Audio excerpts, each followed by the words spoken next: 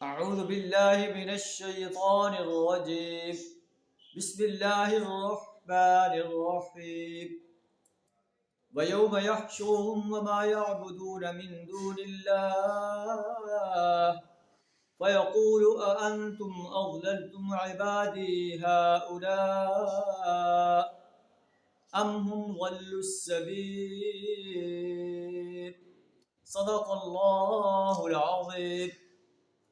اس وقت کا تصور کرو جب ہم ان تمام لوگوں کو گھیر لائیں گے اور ان کے ان معبودوں کو بھی جنہیں اللہ کے سوا پکارتے رہے۔ فَيَقُولُ أَأَنْتُمْ أَضْلَلْتُمْ عِبَادِي، اللہ فرمائے گا کہ کیا تم نے میرے بندوں کو گمراہ کیا تھا؟ ام ہم ضلوا السبیل، یا یہ خود راہ راست سے بھٹک گئے تھے۔ وہ عرض کریں گے سبحانک، اے اللہ تو پاک، ہمارے لیے یہ لائق نہیں ان نتخذ من دونک من اولیاء، کہ ہم تیرے سوا کسی اور کو اپنا معبود بنائیں، اور کو اپنا سرپرست بنائیں۔ ولیکن متعتہم وآباءہم حتی نسوا الذکر، لیکن اے اللہ تو نے ان کو اور ان کے باپ دادا کو سامان زندگی خوب عطا کیا، یہاں تک کہ اس سبق کو بھول گئے۔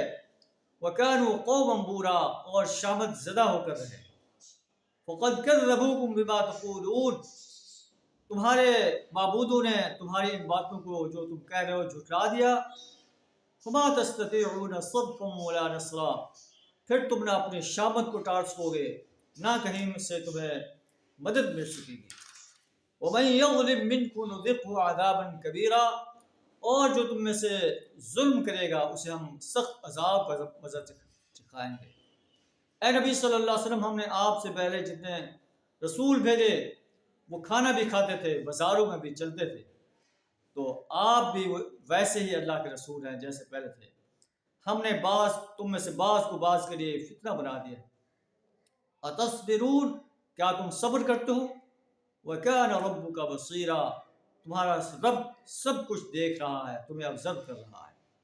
اللہ سے دعا کریں ہمیں اپنی وحدانیت، پیارے رسول صلی اللہ علیہ وسلم کی رسالت اور یوم حساب پر پختہ یقین رکھنے کی توفیق عطا فرمائے، اپنی ہی بندگی، اپنی ہی پرستش کرنے کی توفیق عطا فرمائے، شرک کرنے سے اپنی پناہ عطا فرمائے۔ وآخر دعوانا الحمد للہ رب العالمین۔